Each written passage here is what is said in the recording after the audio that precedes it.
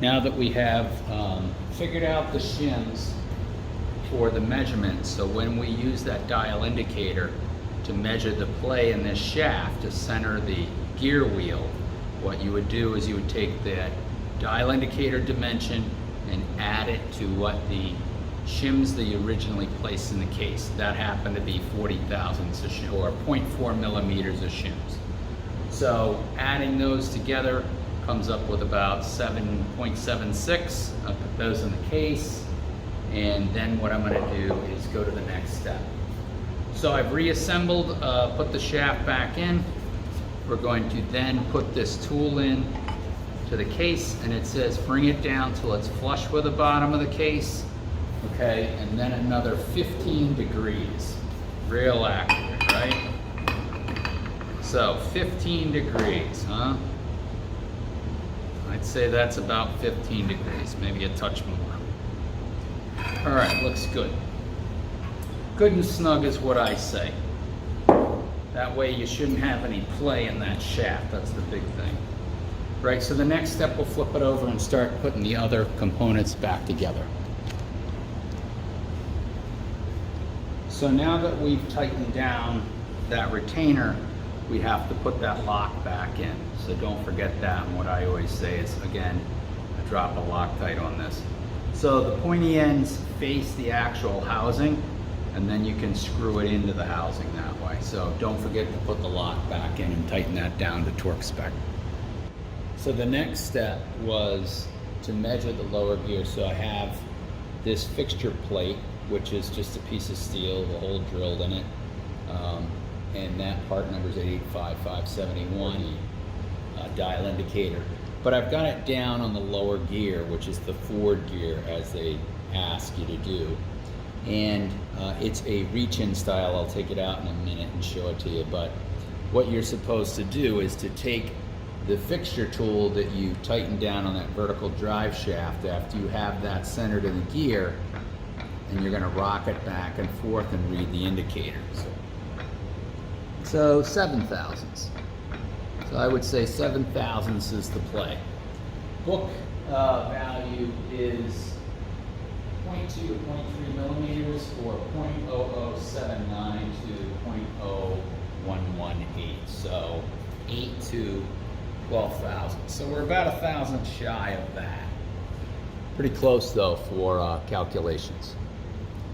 So at the same time that we check the lower gear for gear lash using the fixture tool, we also want to reach in here on the upper gear, which is the reverse gear, and we just want to make sure we got some play, which we do. As long as it feels like you have some play in that gear, that's all they ask for. Because it's the reverse gear, they're not concerned about it as much.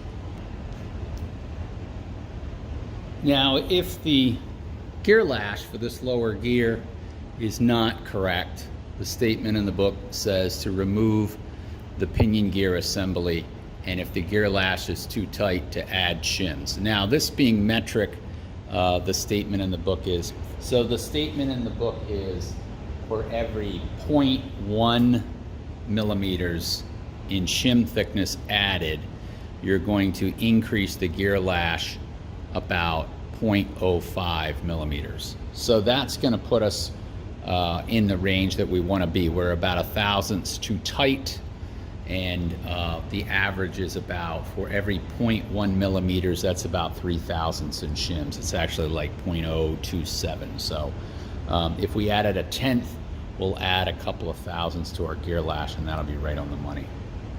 So once you've reached the correct gear lash, then what you're going to do is, we've already painted 3 of the gear teeth on the lower gear on the convex side. So what we want to do is we want to rotate this 5 or 6 turns, which will give us a good contact pattern on that gear. Lower gear.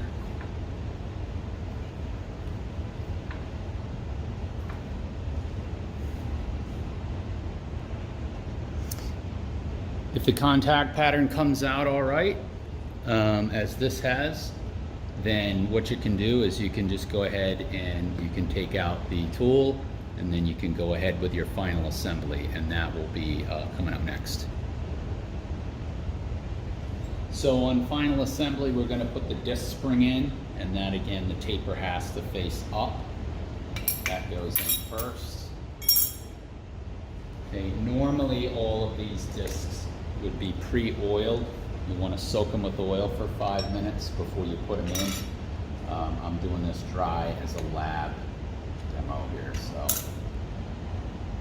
So as you put these in, an easy way to put them in is just to put them in at an angle, line up with the splines on the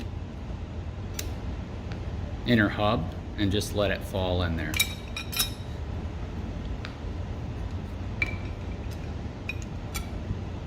And putting them in an angle is the easiest way to drop them in there. And the last disc. Gonna fight me, right? It's always the last one that's harder. There we are. Okay, now there's going to be a little elevation to this. They will be flush with the top. If these are warped, then they would extend off the top on the inner gear, and that would tell you right away when you took it apart that the discs are warped and they're no good. When you're going to put the piston back in with the springs, it shows a picture of winding a piece of wire around this to trap them all.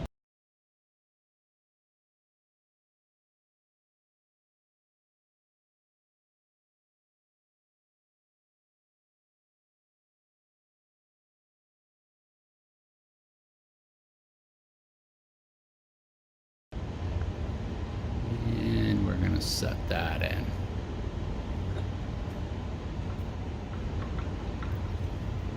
There we go. Okay, now we have to compress it down to get the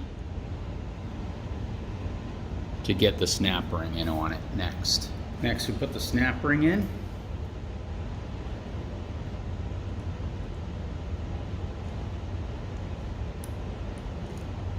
Get that down to the base. Okay, and if you get it pretty close, now you use the 884-167 tool, which will snap that down and get it into the groove. Okay. The last check you want to do is to make sure you look down inside where those discs are down in there. So you want to make sure that you can see that they are below the gear. So if they are not in position, if these clutches are not in position, when you push this down, you've probably already damaged the end and you're going to need a whole new clutch pack. So make sure before you push down on that piston that you look in there and you can see that all of those discs and plates are below the surface. They start out flush with the surface, and when you push them down, they'll recess down maybe 3/32 of an inch, 1/8 of an inch maximum by the looks of it, but not by much. Okay, so we've put the cylinder cover on top next, and then we're going to put the top nut on. There is, make sure before I forget to mention that you should have this shaft. Threads are clean, the threads here are clean, and then what you want to do is put some blue Loctite on the threads, right? Just as it says in the book. Don't skimp, put the blue Loctite on there. That way it will not come undone. And then we'll get the fixture tool again and we'll torque this to spec next. The final torque spec for this top nut up here is 103 foot-pounds. So I gotta put the holding fixture back on here. Slide that up into place. My torque wrench ready. It's nice at an angle that doesn't typically fall out.